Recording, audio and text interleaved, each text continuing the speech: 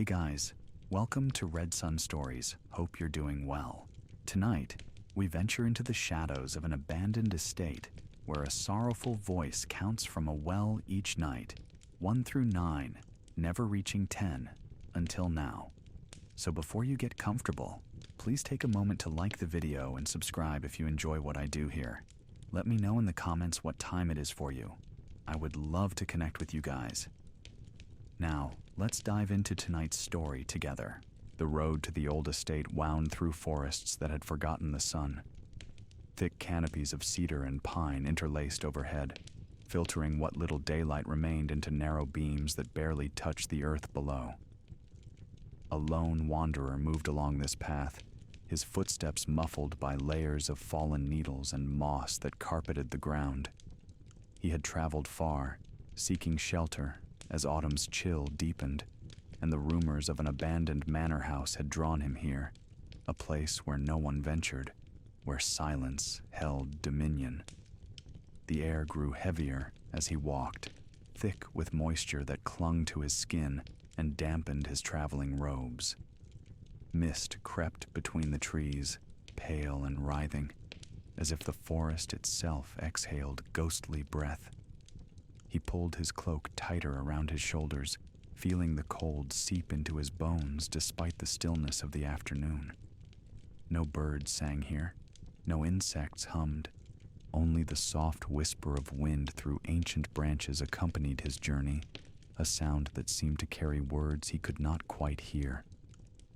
When the estate finally emerged from the fog, it appeared as a dark silhouette against the gray sky, a sprawling structure of weathered wood and crumbling walls, its roof tiles missing in places where rain and time had taken their toll.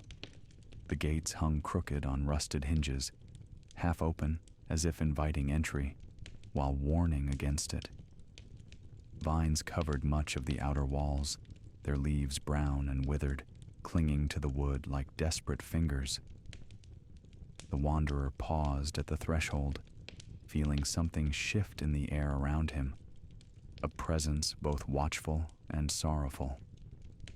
He stepped through the gates. The courtyard beyond spread before him in desolation. Stone pathways, once carefully maintained, now lay broken and overgrown with wild grasses that swayed despite the absence of wind. Lanterns hung from wooden posts, their paper shades torn and darkened by rain, glass panes shattered into fragments that glinted dully in the fading light. To his left stood what had been a garden, now a tangled wilderness of brambles and dead flowers, their stems black and brittle. To his right, the main house loomed with dark, empty windows that seemed to watch his every movement. But it was the well that captured his attention most. Near the center of the courtyard, surrounded by cracked flagstones and encircled by a low stone wall, the well stood in shadow. Its wooden cover lay broken beside it, splintered boards revealing the darkness within. The opening gaped like a mouth frozen in perpetual silence, and from its depths rose a coldness that had nothing to do with autumn's approach. The wanderer felt drawn toward it, his feet carrying him across the courtyard, as if pulled by invisible threads. As he drew closer, he noticed details that made his pulse quicken. Scratches on the stone rim, deep and deliberate, as if made by fingernails clawing for purchase. Dark stains marked the wooden bucket that lay overturned nearby, its rope still attached to the well's pulley mechanism, which creaked softly in the stillness. He peered into the well's mouth. Darkness swallowed all light below, impenetrable and vast. A faint smell rose from within, not decay exactly, but something older and stranger, like earth that had absorbed too many sorrows. Water dripped somewhere far below, each drop echoing with peculiar clarity, creating a rhythm that seemed almost deliberate. 1, 2, 3. The sound counted itself, patient and unending. A chill ran down the wanderer's spine. He stepped back from the well, suddenly aware of how isolated this place truly was. The forest pressed close around the estate's boundaries, and the sky above had darkened further, clouds gathering in thick layers that promised rain. He should find shelter within the house before nightfall claimed the world completely. Yet something held him at the well's edge, a sensation of being observed, of standing on the threshold of a story that had not yet finished telling itself. The wind picked up, carrying with it a sound that might have been a voice. It drifted across the courtyard, faint and mournful, seeming to rise from the well itself, or perhaps from the very stones beneath his feet. The wanderer strained to hear, but the sound faded before he could distinguish words from imagination. Only the dripping continued, that steady count echoing from the depths. He turned toward the main house, deciding that whatever mysteries this place held could wait until he had secured food and warmth.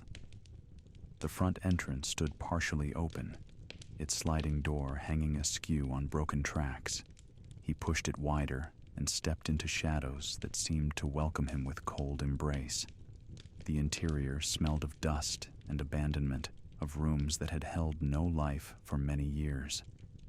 Tatami mats lay torn and stained, their edges curling upward.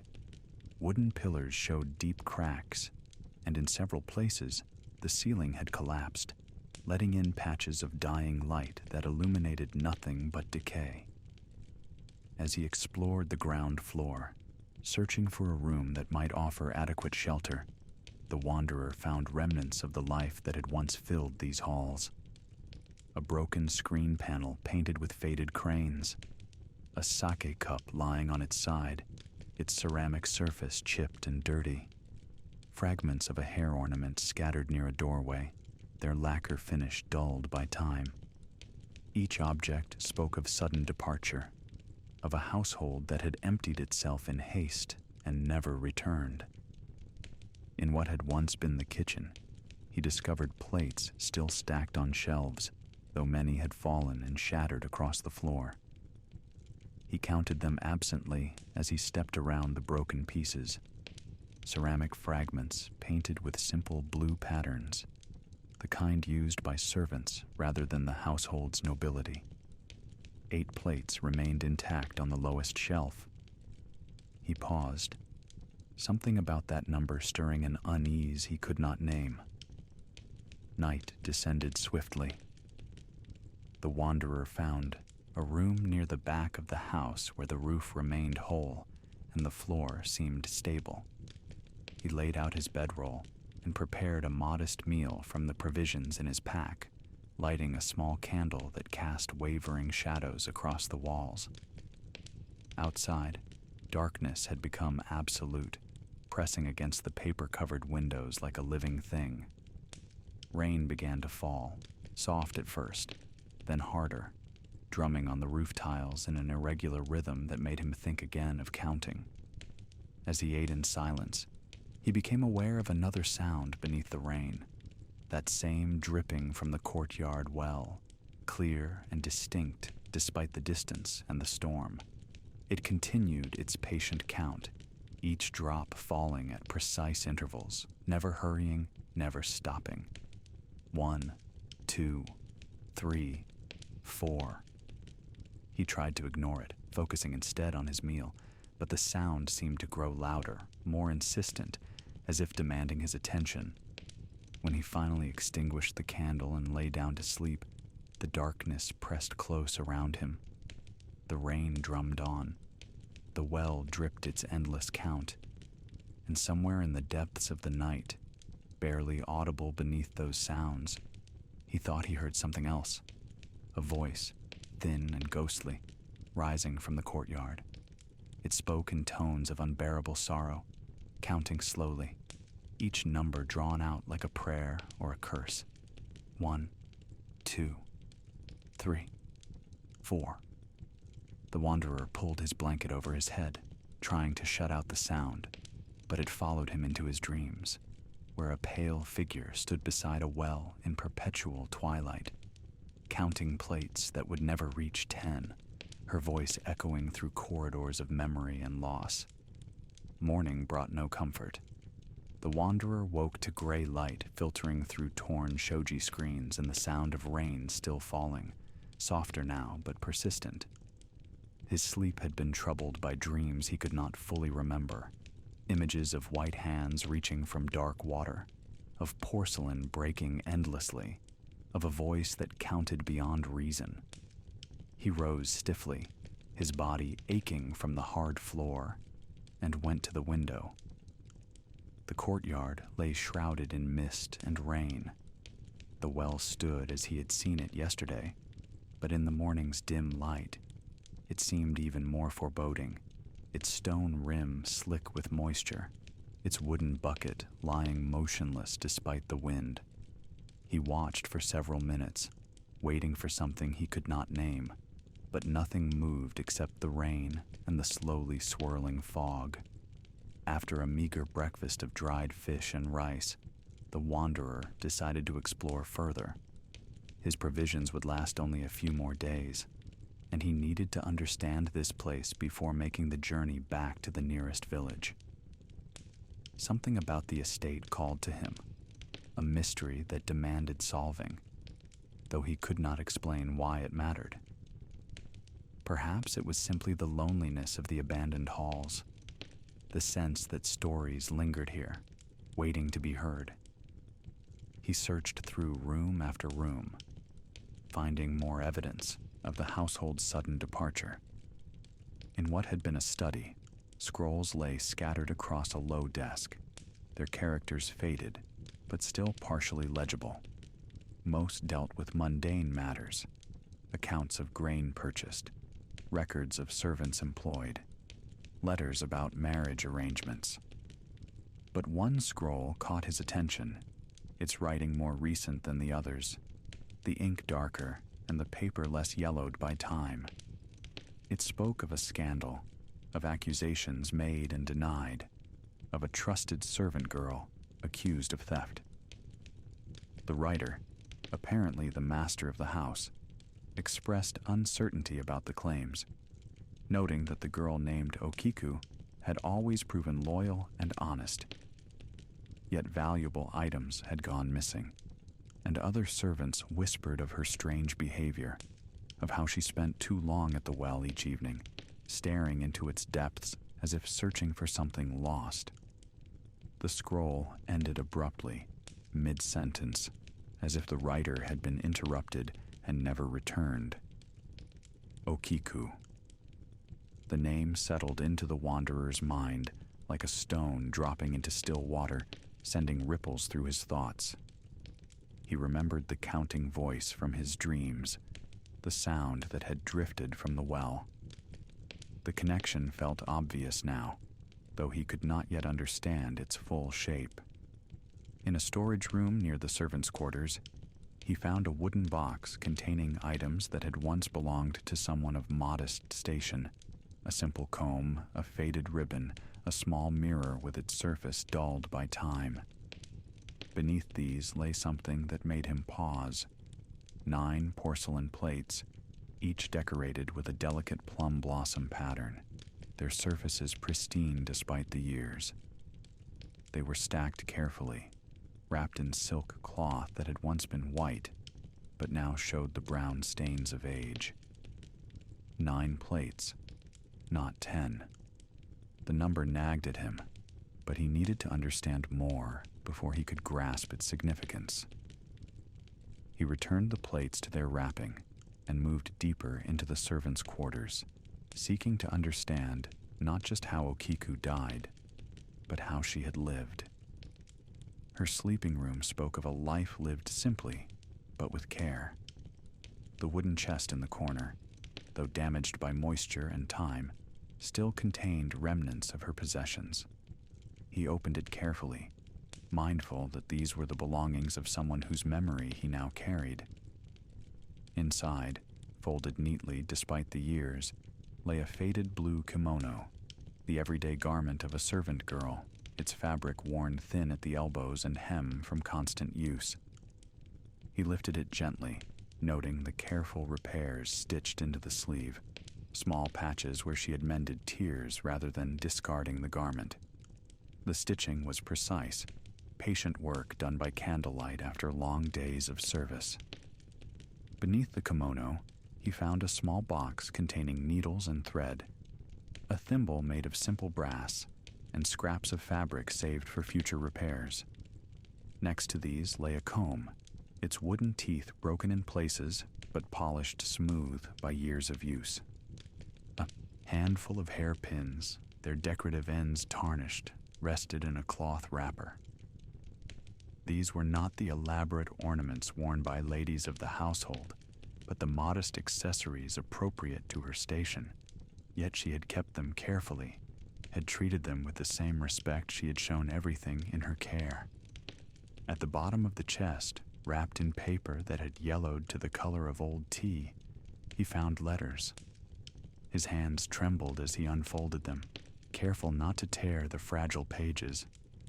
They were written in a simple hand, the characters formed slowly and deliberately by someone still learning the complexity of written language. The letters were addressed to no one, or perhaps to everyone. They read like journal entries, thoughts recorded in the quiet moments when the day's work was done. One letter spoke of her arrival at the estate as a young girl, barely old enough to serve, sent by her family to work in the household of a respected samurai family. She wrote of her nervousness on that first day, of how the senior servants had seemed impossibly skilled and knowledgeable, of her fear that she would fail and bring shame upon her family. But she also wrote of small kindnesses shown to her, a cook who saved her extra rice when she looked hungry, a gardener who taught her the names of flowers, an older maid who corrected her mistakes gently rather than with harshness. Another letter described the passage of seasons, written with a sensitivity that surprised the wanderer. Okiku had noticed the changing light in the courtyard, the way snow accumulated on the well's rim in winter, the particular sound rain made when it fell on different surfaces, the soft patter on garden leaves, the sharp ping against the wooden bucket, the hollow echo when drops fell into the well's depths. She had been attentive to beauty even in the midst of endless labor, had found moments of peace in observing the world around her. A third letter, dated 2 years before her death, spoke of responsibility and pride. She had been entrusted with the care of the household's precious items, including the set of 10 plates with their plum blossom pattern. She wrote of the honor this represented, of her determination to prove worthy of the trust placed in her. Every evening, she counted the plates after the master's meal. 1, 2, 3, 4, 5, 6, 7, 8, 9, 10, ensuring all were present and undamaged. She had never failed in this duty, had never been careless or inattentive. The ritual of counting had become a meditation for her, a moment of quiet focus that ended each day with the satisfaction of completion. The wanderer sat back on his heels, the letters spread before him, and felt his throat tighten with emotion. Okiku had been so young, so earnest, so careful in all things. She had taken pride in work that others might have considered menial. She had found beauty in a life of service.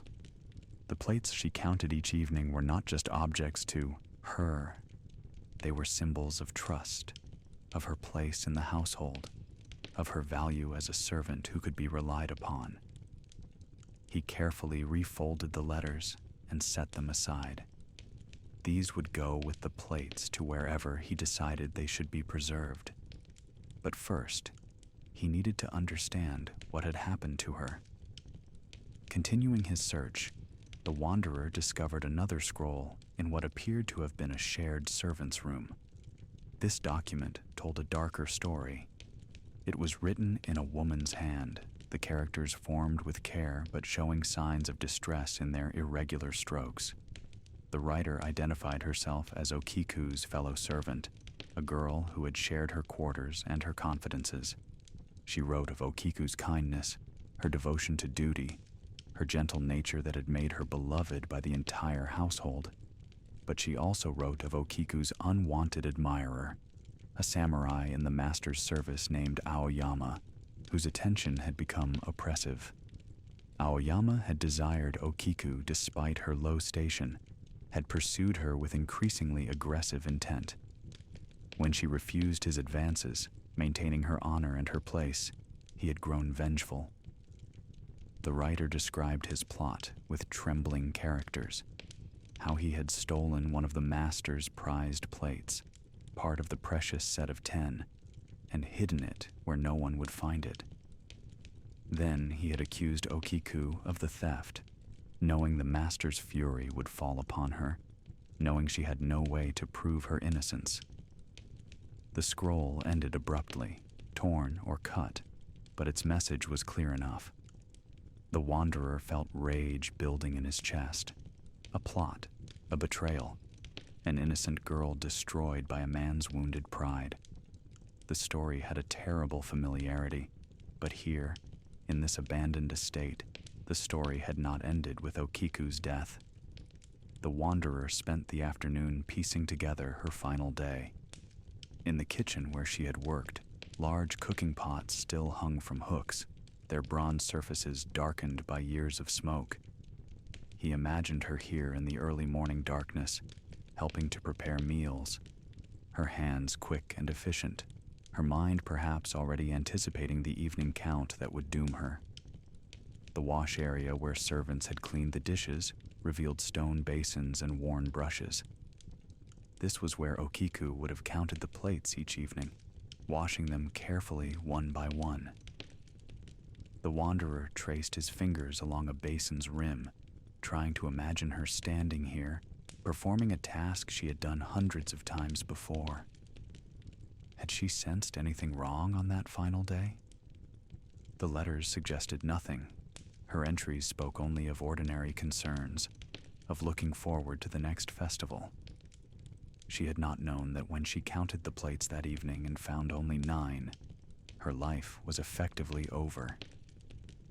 The rain continued through the afternoon. The wanderer found himself drawn repeatedly to windows that overlooked the courtyard, watching the well through the downpour. The 9 plates haunted his thoughts. 9 out of 10, always one missing, always incomplete. He understood now. Okiku had been accused of losing a plate she had never touched, murdered for a theft she had never committed, and her spirit had remained bound to this place, counting endlessly, trying to prove her innocence through the completion of a task that had been made impossible. As evening approached, he lit candles throughout the room he had claimed as shelter. He needed to face this directly, to understand fully what dwelt here.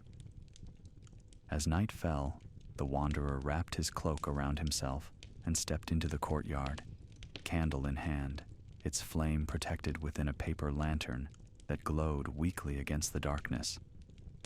The rain had finally stopped, leaving the air thick with mist that moved in slow currents around the estate buildings.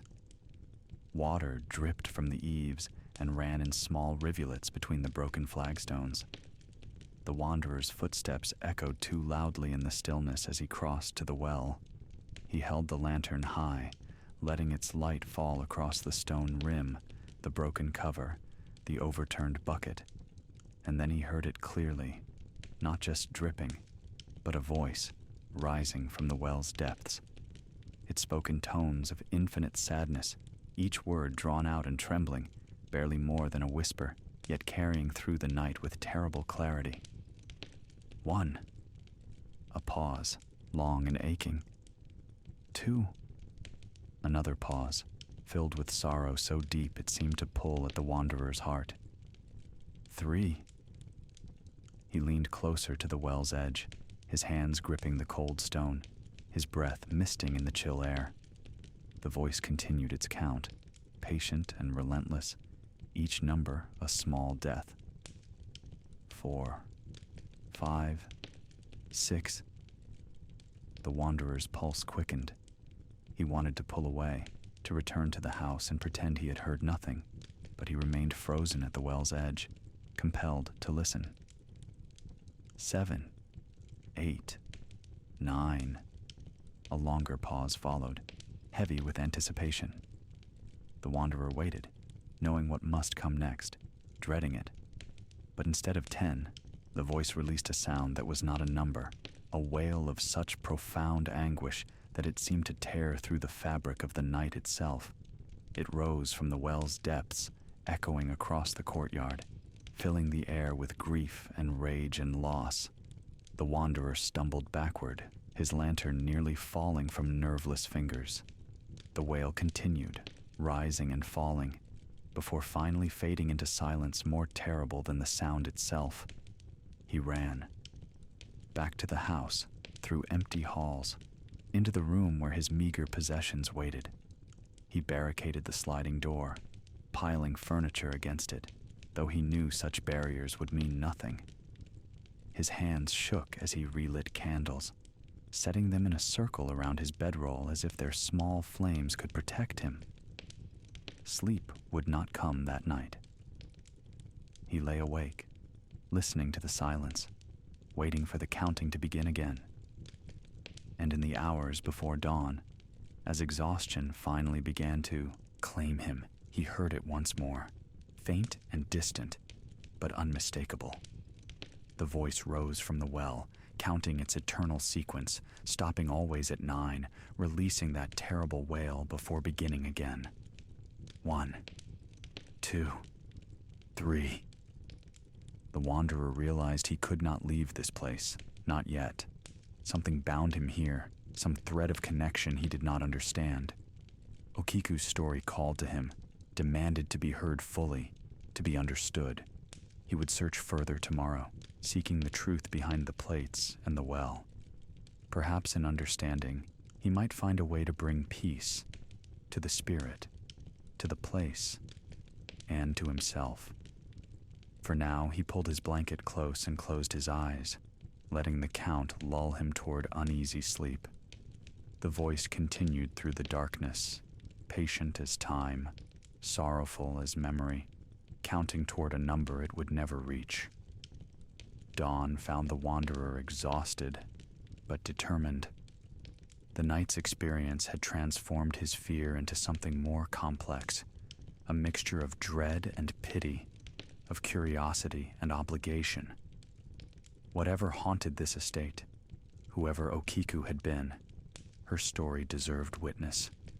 He could not simply flee and leave her voice echoing through eternity, unheard and unmourned.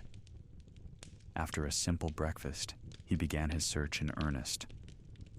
The estate was larger than he had first realized, with multiple wings and outbuildings that extended beyond the main house.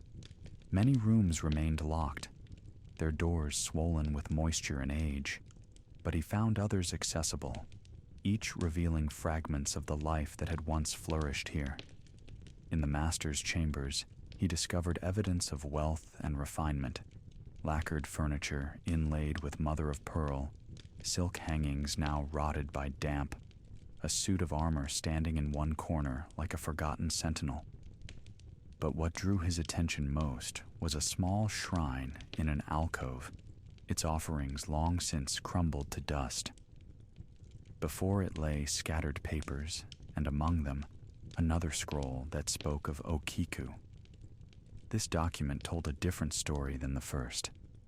It was written in a woman's hand, the characters formed with care, but showing signs of distress in their irregular strokes. The writer identified herself as Okiku's fellow servant, a girl who had shared her quarters and her confidences. She wrote of Okiku's kindness, her devotion to duty, her gentle nature that had made her beloved by the entire household. But she also wrote of Okiku's admirer, a samurai in the master's service named Aoyama, whose attention had become unwanted and oppressive. Aoyama had desired Okiku despite her low station, had pursued her with increasingly aggressive intent. When she refused his advances, maintaining her honor and her place, he had grown vengeful. The writer described his plot with trembling characters, how he had stolen one of the master's prized plates, part of a precious set of 10 that had been in the family for generations, and hidden it where no one would find it. Then he had accused Okiku of the theft, knowing the master's fury would fall upon her, knowing she had no way to prove her innocence. The scroll ended abruptly, torn or cut, but its message was clear enough. The wanderer sat back on his heels, the paper trembling in his hands. A plot, a betrayal, an innocent girl destroyed by a man's wounded pride. The story had a terrible familiarity. He had heard variations of it in countless places, the powerful crushing those who could not fight back. But here, in this abandoned estate, the story had not ended with Okiku's death. Something had kept it alive, kept her counting through the years, searching endlessly for the plate that would complete the set and prove her innocence. He thought of the 9 plates he had found in the storage room, wrapped carefully in silk. 9 out of 10. Always one missing. Always incomplete. The wanderer spent the rest of the morning searching for more information. In the servants' quarters, he found Okiku's sleeping room, a small space with a thin mattress rolled in the corner, a wooden chest containing her few possessions, a shelf where she must have kept personal items now long gone. The walls showed marks where she had tracked the passage of days, small notches carved into the wood, but the marks stopped abruptly partway through a month, leaving the count forever unfinished. In the courtyard, he examined the well more closely in daylight, forcing himself to approach despite the memory of the previous night's terror. The scratches he had noticed on the stone rim were deeper than he had first thought, gouged into the surface with desperate strength. He imagined hands clawing at the stone, trying to find purchase, trying to climb free. The thought made him shudder. The bucket, when he examined it, showed dark stains that might have been blood or might have been merely rust and old wood decay. Its rope had frayed and broken in places, though enough remained to show how it had once hung from the pulley mechanism. He did not try to lower it into the well. Something about the darkness below warned him against such action. As afternoon shadows began to lengthen, the wanderer made a decision. He would speak to the spirit directly. He would acknowledge her presence, honor her story, and perhaps in doing so, offer some measure of comfort or release. He did not know if such things were possible, if ghosts could find peace through simple recognition, but he had to try. The alternative, leaving her to count eternally, trapped in her moment of greatest anguish, seemed unbearable. He returned to the storage room and carefully removed the 9 plates from their wrapping. Each one he carried to the courtyard, placing them on the broken flagstones near the well, arranging them in a careful line. As he worked, he spoke aloud, his voice steady despite his fear. "Okiku, if you can hear me, I have found your plates. 9 of them, beautiful and whole, kept safe through the years. I know what happened to you. I know of Aoyama's treachery, of the theft and the false accusation. I know you died innocent, searching for a plate you could never find because it was hidden from you deliberately." The air around the well seemed to grow colder as he spoke. Mist began to rise from its depths, though the day remained clear and the sun still showed through the trees. "I cannot return the 10th plate," he continued, placing the last of the 9 on the flagstones. "I do not know where it is hidden, but I bear witness to your innocence, Okiku. I hear your count, and I acknowledge the injustice done to you. Your name should not be forgotten. Your story should not end in silence." For a long moment, nothing happened. The mist continued to rise, slowly filling the courtyard with pale tendrils that moved without wind. The wanderer waited, barely breathing, watching the well's dark mouth, Then he heard it. The voice, but clearer now, more distinct than it had been in darkness. It rose from the well, not as a whisper, but as clear speech. A young woman's voice laden with sorrow, but also with a strange gratitude. 1. The first plate on the flagstones seemed to glow softly in the fading light. 2. The second plate caught the glow, as if moonlight had found it despite the afternoon hour. 3. Each plate illuminated in turn as the voice counted, the light growing brighter with each number. The wanderer watched in awe and fear, understanding that he was witnessing something beyond the natural world, a manifestation of spirit and memory, given form through will and grief. 4, 5, 6, 7, 8, 9. The pause that followed stretched through heartbeats. The 9 plates blazed with cold light, their patterns seeming to move and swirl. The mist from the well grew thicker, beginning to take shape. A pale form rising from the darkness, slender and feminine, wrapped in white that might have been a kimono, or might have been mist itself. The wanderer held his ground, though every instinct screamed for him to run. The form continued to rise, becoming clearer, and he saw her face, young and beautiful, but marked by suffering that no death could erase. Her eyes were dark pools of sorrow, her mouth opened in perpetual grief. She reached toward the plates with hands that seemed solid one moment and translucent the next. And then, instead of the wail he expected, she spoke actual words, her voice carrying across the courtyard like wind through dead grass. The 10th. Where is the 10th? The wanderer found his voice, though it came out rough and uncertain. I do not know, but I will search for it. I will find it if I can. The ghost of Okiku, for that was surely what stood before him, turned her gaze upon him fully. In her eyes, he saw depths of pain that made his heart ache, but also something else, a flicker of desperate hope, as if his promise had touched something within her spectral existence that had remained untouched for years. Beneath, the garden, where plums once bloomed, the samurai, buried, his guilt.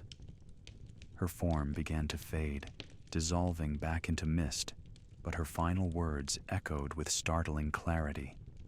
Find it, complete the set, let me uncount to 10. Then she was gone, leaving only the pale fog and the 9 plates still glowing softly on the flagstones.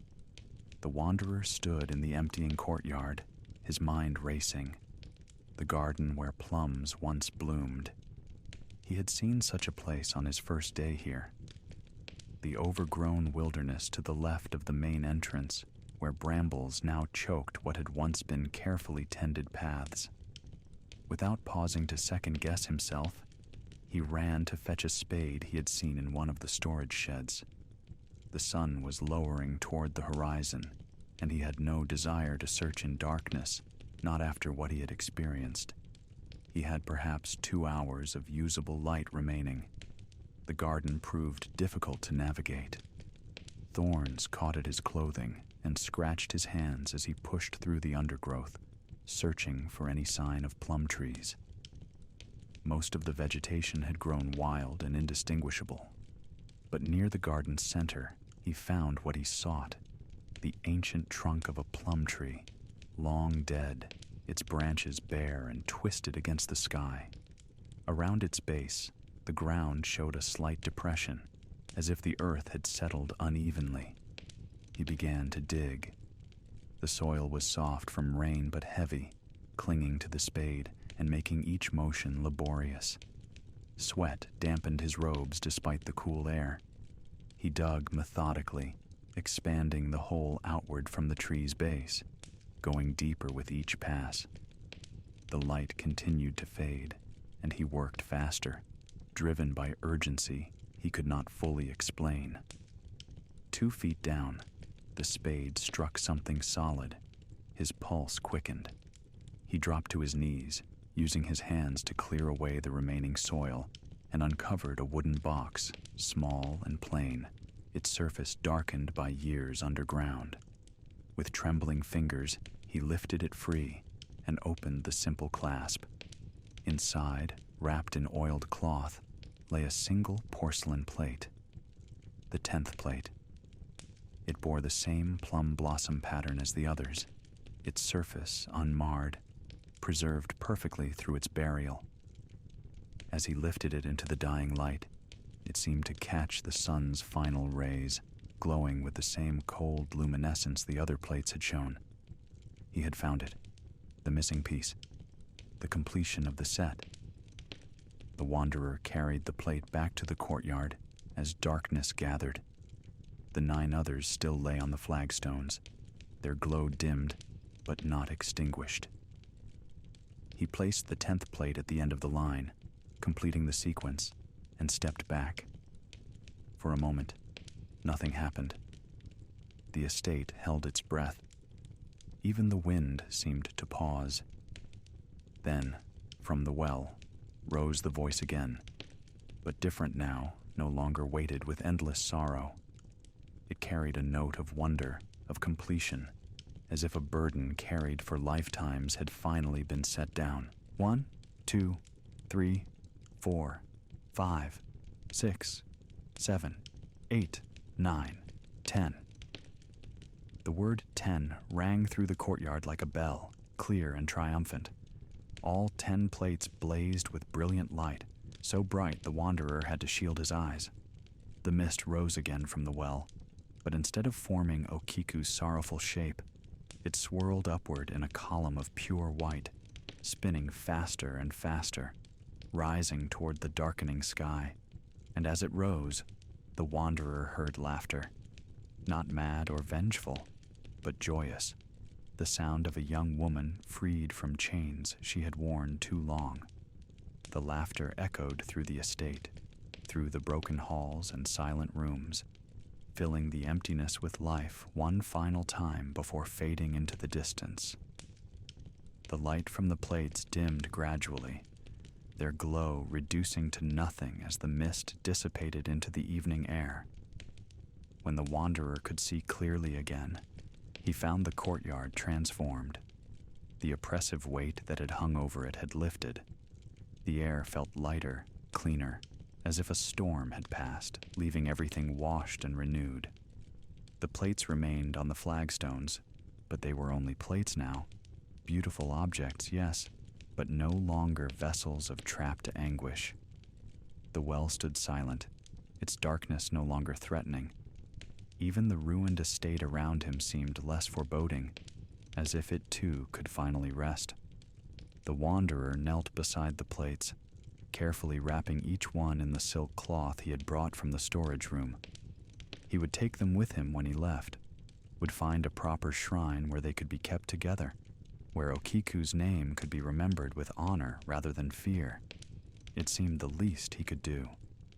As he worked, he found himself speaking to the empty air, hoping she could still hear him somehow. Rest well, Okiku. Your count is complete. Your innocence is proven. No one will forget your story. The only answer was the wind, gentle now, moving through the courtyard with a sound like distant music.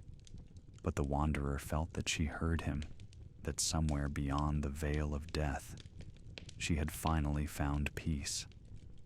The wanderer remained at the estate for 3 more days, though he knew the spirit had departed. Something compelled him to bear full witness, to understand completely the tragedy that had unfolded within these walls. The lifting of Okiku's curse had transformed the place. Sunlight now penetrated the courtyard more easily. Birds sang tentatively in the surrounding trees, and the oppressive silence had given way to the ordinary sounds of an abandoned structure settling into gentle decay. He spent those days documenting what he found, writing down every detail of Okiku's story as he had pieced it together from the scrolls, the physical evidence, and his encounters with her spirit. He searched the estate thoroughly, discovering more fragments that filled in the gaps of the narrative. In Aoyama's old quarters, identified by a nameplate he found in a drawer, he discovered a journal hidden beneath a loose floorboard. The samurai's own hand had recorded his crime, though he had written it in code, perhaps never imagining anyone would decipher it years later. The wanderer worked through the substitutions carefully, his anger growing as the full scope of the betrayal became clear. Aoyama had indeed stolen the 10th plate, but his motivations went deeper than simple rejection. He had owed gambling debts, had been threatened with exposure and dishonor. In his desperation, he had planned to sell the valuable plate set, but stealing all 10 would have been too obvious. By taking only one and framing Okiku for its loss, he had hoped to create chaos and opportunity. With the household in turmoil over the theft and Okiku's supposed guilt, he could have gradually taken and sold the remaining plates without suspicion falling upon him. But the master had reacted with fury beyond Aoyama's expectations. Instead of merely dismissing Okiku or demanding repayment, he had ordered her beaten, demanding confession. When she maintained her innocence, insisting she had counted the plates as required and all 10 had been present that morning, his rage had intensified. Aoyama's journal described watching from a distance as the master dragged Okiku toward the well, heard her screaming that she was innocent, that someone must have taken it after her count. The master had not believed her. In his anger and shame at losing a family treasure, he had pushed her into the well, holding her head beneath the water until her struggles ceased. Then he had ordered the servants to seal the well, to speak of it never again, to tell any who asked that Okiku had run away in disgrace. Aoyama had written of his horror at the murder, of how his simple scheme had resulted in death. But he had also written of his relief, noting that with Okiku gone and silenced, no one could contradict his story. He had retrieved the stolen plate from its hiding place and buried it in the garden, where it would never be found, where the evidence would rot safely underground. Then he had left the estate service, claiming family obligations, disappearing before guilt could catch him. The journal ended with a final entry, dated months after Okiku's death. Aoyama wrote of nightmares, of a voice counting in the darkness, of a pale figure he glimpsed at well curbs throughout his travels. He wrote that he could not escape her, that she haunted him wherever he went, that he heard her counting even in crowded streets. The final words trailed off incoherently, suggesting a mind beginning to fracture under the weight of guilt and supernatural persecution. The wanderer closed the journal with shaking hands. Justice, of a sort, had been served. Aoyama had not escaped unscathed, had perhaps suffered more in his guilt-haunted life than any formal punishment could have delivered. And Okiku's spirit, bound to the well by her need to prove innocence, had pursued him in her way, had made sure he never forgot his crime. On his third morning at the estate, the wanderer performed a simple ceremony at the well. He had found incense in one of the storage rooms and offerings of rice and water.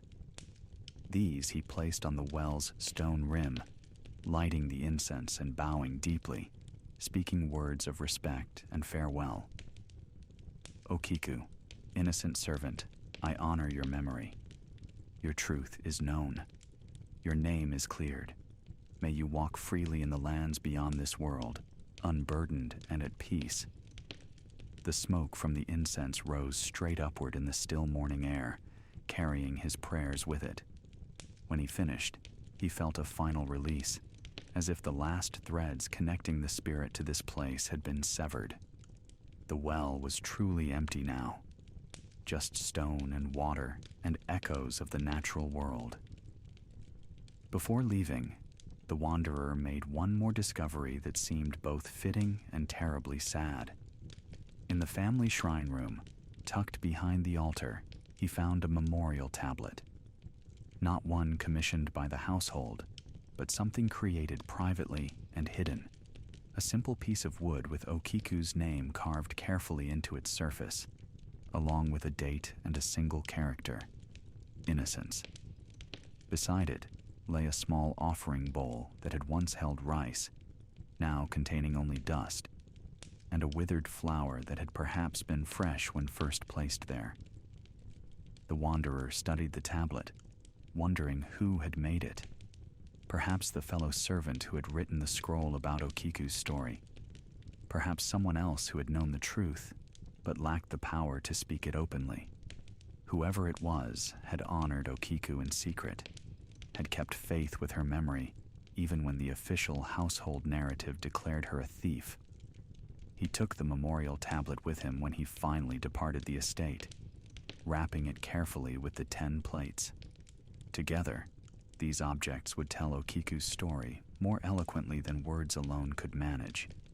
He would find a temple where they could be properly enshrined, where her name would be spoken in prayers, where travelers might hear her tale, and remember that justice delayed is not justice denied, that truth has a way of surfacing even from the deepest wells.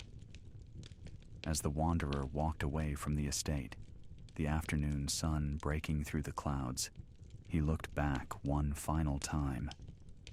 The building stood quietly in the light, no longer menacing, no longer weighted with unresolved anguish. Nature would reclaim them gradually, wood and stone returning to earth. But for now, they stood as a monument to a tragedy that had finally found its resolution. The well's mouth showed as a dark circle in the courtyard, but it held no threat now.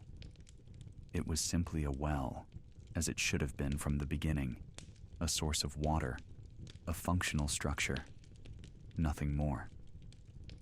The counting had stopped. The wailing had ceased. Only memory remained, and memory could be honored rather than feared. The wanderer continued down the road, through the forest that seemed brighter now, less oppressive. Birds sang in the branches overhead, and small animals rustled through the undergrowth, signs of life that had been absent during his journey to the estate. He carried Okiku's story with him, held safe in memory and artifact, ready to be shared with those who would listen. Behind him, the estate settled into silence. Not the terrible silence of trapped spirits and unspeakable crimes, but the peaceful silence of a place where all debts had been paid, all voices heard, all counts completed. The wanderer's journey back to the nearest town took 2 days, during which he thought constantly of Okiku and her story. The weight of the plates and memorial tablet in his pack seemed greater than their physical mass, as if they carried something of her sorrow still, demanding to be delivered to a place where they would receive proper reverence. The town, when he reached it, stood in sharp contrast to the haunted isolation of the estate. Market stalls lined the streets, merchants called their wares, children played in alleyways, and the smell of cooking fires filled the air. Life continued here with all its messy, vital energy, indifferent to the tragedies that had unfolded in the forest beyond. The wanderer found his way to the largest temple in the district, a structure of weathered wood and faded paint that nevertheless maintained an air of sanctity. He approached the head priest during evening prayers, bowing deeply and requesting a private audience. The priest, an elderly man with kind eyes and a patient manner, sensed the gravity of the wanderer's purpose and agreed to meet him after the ceremony concluded. In a small room fragrant with incense, the wanderer unwrapped the 10 plates and showed them to the priest, along with the memorial tablet. Then he told Okiku's story in full, from beginning to end, leaving out no detail of the betrayal, the murder, or his encounters with her spirit. The priest listened without interruption, his expression growing more sorrowful as the tale progressed. When the wanderer finished, the priest sat in silence for a long moment, studying the plates and tablet with reverence. "This is a heavy burden you carry," the priest said finally. "Not many would have had the courage to face what you faced, or the compassion to complete her count. You have done well." "What should be done with these?" the wanderer asked, gesturing to the objects. "They deserve better than to be hidden away or sold. Her story deserves to be remembered." The priest nodded slowly. "There is a shrine at the edge of town, dedicated to those who died unjustly. We maintain it as a place where such spirits can be honored, where their names can be spoken with respect rather than fear. The plates and tablet will find a proper home there. With your permission, I will also record her story in our temple records so that future generations might learn from it." Relief washed through the wanderer. This was what he had hoped for, a place where Okiku's memory would be preserved with dignity, where the truth of her innocence would stand against the lies that had condemned her. "There is one more thing," the priest continued. "You should know that you are not the first to come from that estate carrying stories of the well and the counting voice. Over the years, a few travelers have reported hearing her, though none stayed long enough to learn her full tale or help her find peace. You succeeded where others fled. That speaks to the strength of your spirit." The wanderer felt a complex mixture of emotions: pride at having helped Okiku, sorrow for the years she had spent counting in vain, and a lingering disquiet at how close he had come to running himself. "What happens to spirits like hers after they find release?" he asked. The priest smiled gently. "No one can know with certainty. Our beliefs teach that spirits bound by strong emotions, especially injustice and violent death, cannot move on to rebirth until those emotions are resolved. By completing her count and proving her innocence, you released her from that binding. She is free now to follow the path of the dead, as she should have done from the beginning, to face judgment and seek her next life, unburdened by the chains that held her to the well." That evening, the priest performed a ceremony at the Unjust Death Shrine, a modest structure at the town's eastern edge where several memorial tablets already stood. He placed Okiku's tablet prominently among them and arranged the 10 plates on an altar, where they caught candlelight and seemed to glow with their own gentle radiance. The wanderer participated in the prayers, bowing and chanting along with the priest and several townspeople who had come to observe. When the ceremony concluded, the priest invited the wanderer to stay at the temple as long as he needed to rest and recover from his ordeal. He accepted gratefully, feeling a profound exhaustion that went beyond physical tiredness.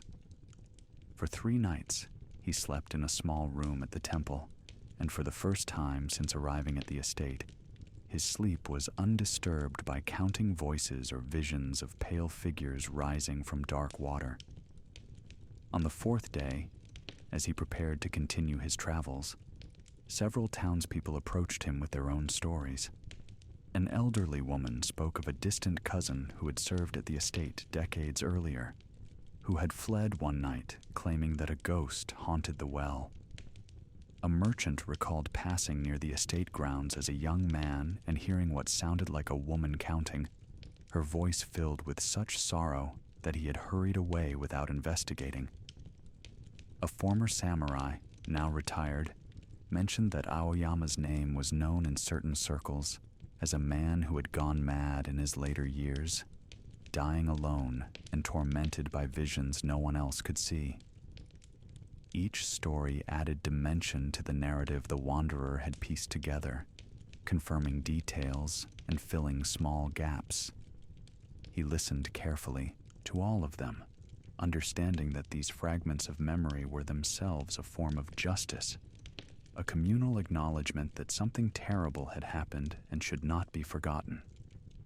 The priest compiled all these accounts along with the wanderer's tale, creating a comprehensive record that he promised would be preserved in the temple archives. Stories like this serve a purpose, he explained as they reviewed the document together.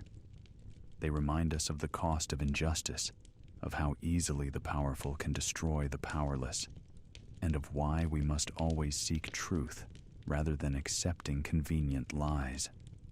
On his final morning at the temple, the wanderer returned to the unjust death shrine one last time. He stood before Okiku's memorial tablet and the 10 plates, offering a silent prayer of farewell. As he did so, he felt a strange sensation, a brief touch of coolness against his cheek, like a gentle hand blessing him. And for just an instant, he thought he heard a voice, soft and distant, speaking a single word: gratitude. Then the moment passed, leaving him in the quiet morning, with only the sound of birds singing and wind moving through the temple's gardens. But he knew what he had felt, knew that somehow, from wherever she had gone, Okiku had acknowledged his service one final time. The wanderer left the town that afternoon, his pack lighter without the plates and tablet, his heart lighter still. He carried Okiku's story with him, but as memory now rather than burden. In the months and years that followed, he would tell her tale in many places, at roadside inns and village gatherings, in merchant houses and samurai halls. Each telling would be different, adapted to the audience, but the core would remain unchanged. The story of a young woman falsely accused, murdered for a crime she did not commit, whose spirit refused to be silenced until truth prevailed. Some who heard the story would dismiss it as superstition, as the kind of ghost tale that travelers told to entertain or frighten. Others would recognize its deeper truth, would understand it as a parable about justice and remembrance, about the dangers of hasty judgment and the importance of hearing all voices, even those speaking from beyond death. The wanderer himself never returned to the estate. He had no desire to see those abandoned buildings again, no wish to stand beside the well where he had heard such sorrow. But in quiet moments, when rain fell at night, or when he passed by wells in his travels, he would sometimes pause and listen, half expecting to hear counting. The sound never came, but the memory of it remained sharp and clear, a reminder that some stories demand to be told, some voices insist on being heard, and some spirits will not rest until their truth is acknowledged. Years later, the wanderer heard that the estate had finally collapsed, its buildings falling to ruin, its courtyard overgrown completely. The forest had reclaimed the space, as nature always does when humans abandon their dwellings. But the well remained, he was told, a circle of stone amid the trees, its depths filled with earth and leaves, no longer a source of water, but a memorial to what had happened there. Occasionally, travelers passing through that stretch of forest would report unusual sounds, a counting voice, a woman's laughter, the splash of water where no water flowed. But these reports became rarer over time, and those who investigated found only an overgrown ruin, silent except for wind and wildlife. The wanderer chose to believe that these were merely echoes, psychic residue left behind by such strong emotions, rather than signs of Okiku's continued haunting. She had found her peace. She had completed her count. Her story had been heard and recorded and honored. Whatever sounds remained were just shadows of what had been, harmless remnants that would fade entirely with enough time. In his old age, when his traveling days were behind him, the wanderer would sometimes visit the shrine where Okiku's plates and tablet were kept. By then, Her story had become well known in the region, her name spoken with respect and sadness. Other victims of injustice had been added to the shrine, servants wrongly punished, accused criminals proven innocent only after death, innocents caught in wars and conflicts not of their making. Okiku's memorial stood among them, a reminder that the dead do not always rest quietly, that sometimes they demand acknowledgement, and that those who listen may help them find peace. The 10 plates remained on their altar, never moved, never used for any purpose but memorial. They had become sacred objects, testaments to the cost of dishonor and the power of persistence. Visitors to the shrine would count them sometimes, 1 through 10, completing the sequence that had taken Okiku so long to finish. In this way, her count continued, but now it was completed by the living in honor of the dead, a ritual of remembrance rather than a curse of endless repetition. And on certain nights, when the temple was quiet and moonlight fell across the shrine, the priest, now elderly himself, would sometimes see the plates glow with that same cold light the wanderer had described, as if something of Okiku's spirit remained bound to them, not in anguish, but in gratitude, watching over those who honored her memory. The wanderer died peacefully in his sleep one winter night, decades after his encounter at the estate. His final words, spoken to the young apprentice who attended him, were simple. Tell the stories, remember the names, let none be forgotten, especially those who were wronged. The apprentice promised, and he kept that promise, as did his successor and his successor's successor, passing down not just Okiku's tale, but the lesson it contained, that justice may be delayed, that truth may be buried, but neither can be destroyed permanently. Both will find ways to surface, will compel the living to witness and remember, will ensure that those who suffered are not erased from history. And so Okiku's story lived on, passed from generation to generation, her name preserved when countless others were forgotten. The tale of the counting ghost, the 10 plates, the well of sorrow. It became part of the region's folklore, told to children as a cautionary tale about honesty and false accusation, told to adults as a meditation on justice and memory, told to travelers as an explanation for ruins in the forest and sounds heard on quiet nights. The well itself, though filled and overgrown, remained a place of pilgrimage for some, those who had suffered injustice and sought a place to voice their pain, those who wished to honor the wrongly accused, those who simply wanted to stand in a space where the boundaries between life and death had grown thin, and memory had proven stronger than silence. And sometimes, very rarely, someone would report hearing a voice in that place, not counting now, but laughing, a sound of joy and release, as if Okiku herself occasionally returned to the site of her suffering to remind the world that even the deepest sorrow can be transcended, that even the most terrible injustice can be rectified if someone cares enough to seek truth. But mostly, the forest was quiet.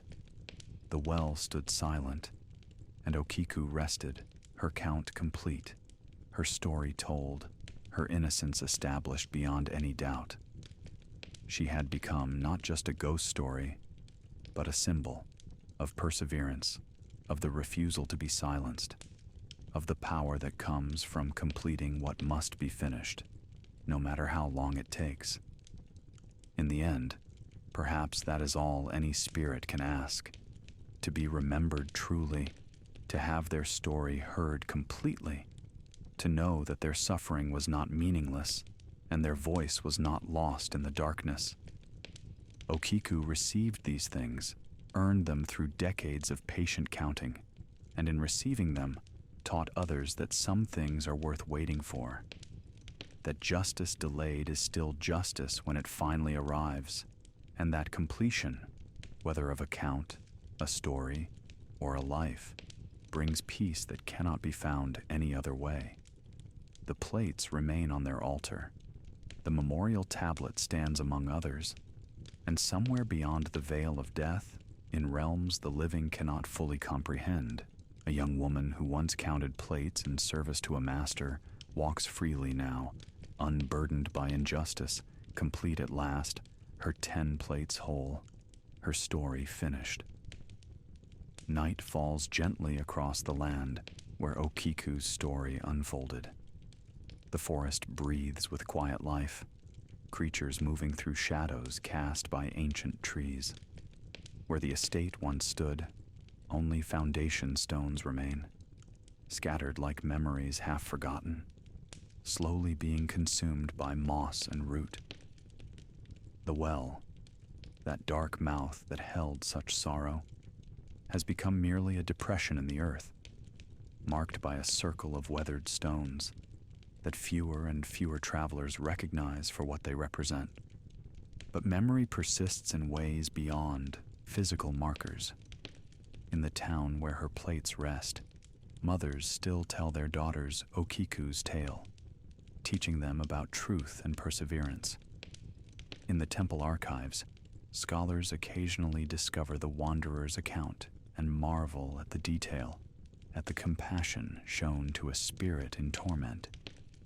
And in the hearts of those who have been wrongly accused, who have suffered injustice and found their voices ignored, Okiku's story resonates as a promise that truth, however long buried, will eventually surface, that voices raised in innocence will eventually be heard. The counting has stopped, the wailing has ceased, but the lesson remains, whispered on wind that moves through temple gardens and forest clearings alike. Complete what must be finished. Speak truth that demands telling. Remember those who should not be forgotten. And in the deepest hours of night, when the world grows still and the boundary between waking and dreaming becomes thin, if you listen carefully, truly listen with all your heart, you might hear not counting, but completion, not sorrow, but peace, not a ghost trapped in endless repetition, but a spirit finally, blessedly, eternally free. Rest now as Okiku rests. Let the story settle into your dreams like mist settling into valleys. All counts reach their end. All truths find their voice. All spirits in time find their peace. 1 through 10, complete, whole, at rest.